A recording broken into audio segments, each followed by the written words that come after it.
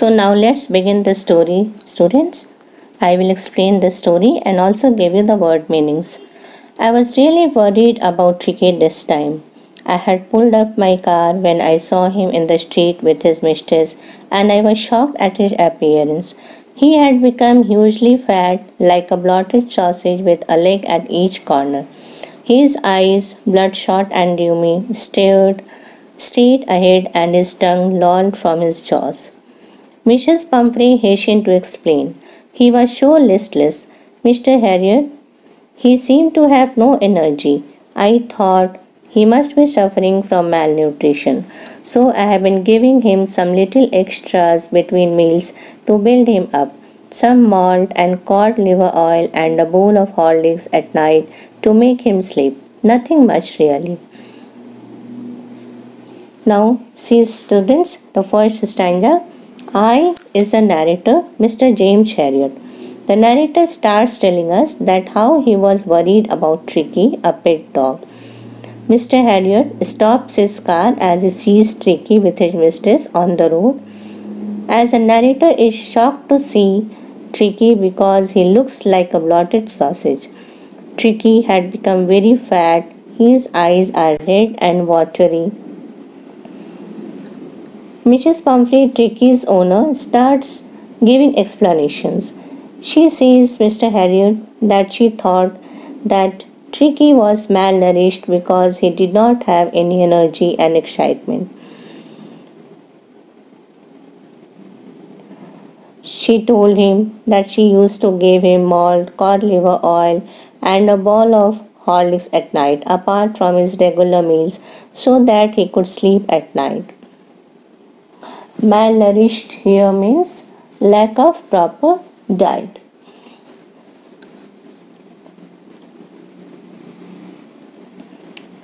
Then, although she gave him so much food to eat, she says that she doesn't give him much to eat.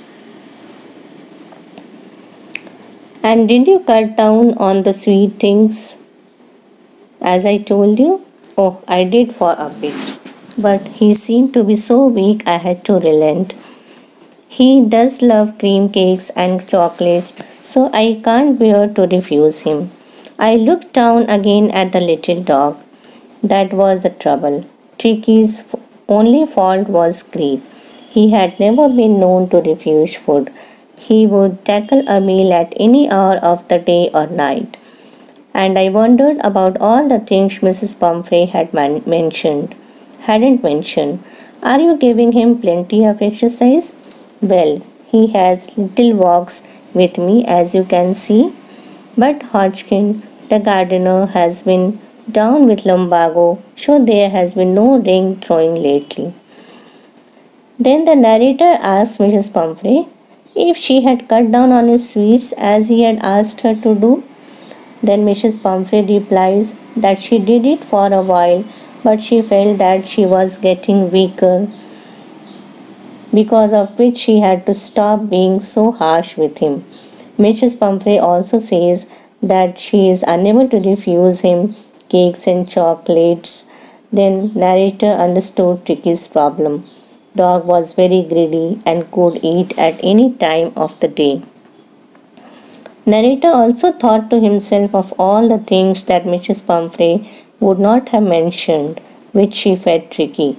Then the narrator asked Mrs. Pumphrey whether Tricky was doing enough exercise, but Mrs. Pumphrey replies that she does take him out for walks once in a while, but these days Tricky was not playing his ring throwing exercise as a gardener who takes him out to play was not coming these days because of some problem, as he was suffering from pain in his lower back.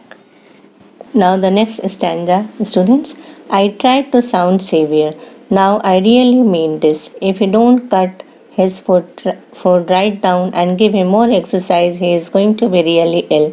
You must harden your heart and keep him on a very strict diet. Mrs. Pumphrey wrung her hands. Oh, I will, Mr. Harriet. I am sure you are right, but it is so difficult, so very difficult. She set off. head down along the road as if determined to put the new regime into practice immediately. I watched their progress with growing concern. Tricky was tottering along in his little tweed coat. He had a whole wardrobe of these coats for the cold weather and a raincoat for the wet days. He struggled on, drooping in his harness.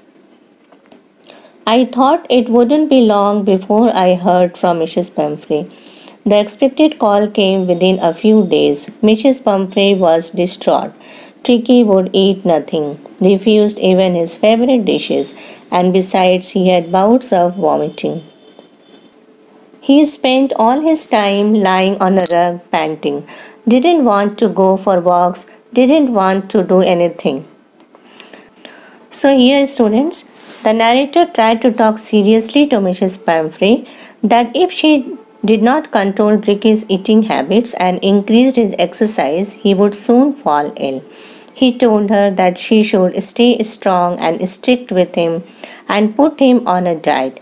Mrs. Pumphrey accepted that, although she knew that Mr. Harriet was right, but it was too difficult for her to refuse him for anything.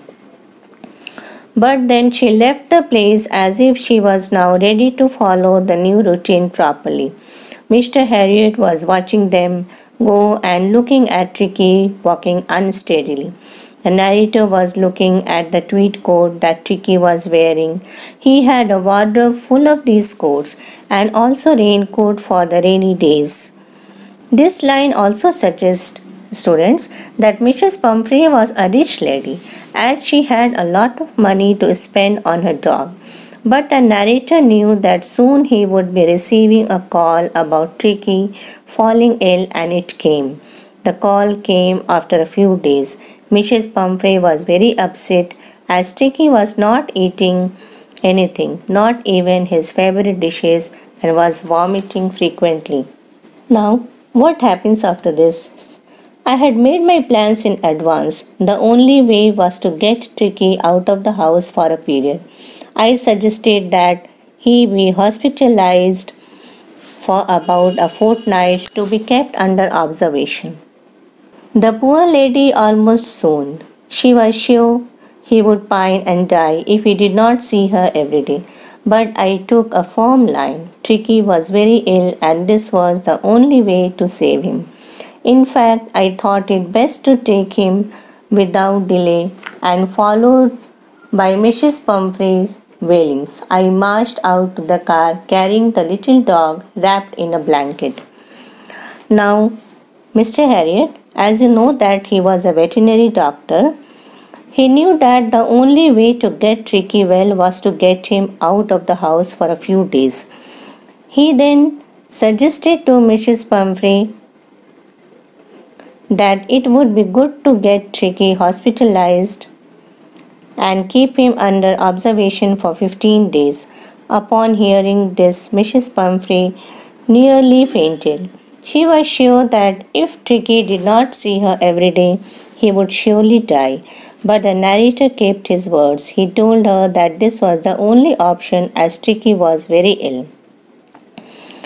Then, narrator thought it would be best to avoid any delays and get him to the hospital as soon as possible.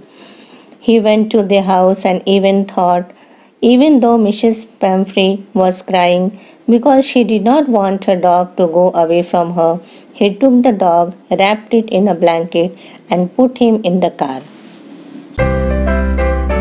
Hello दोस्तों, हमारे इस channel को subscribe करने के लिए यहाँ click कीजिए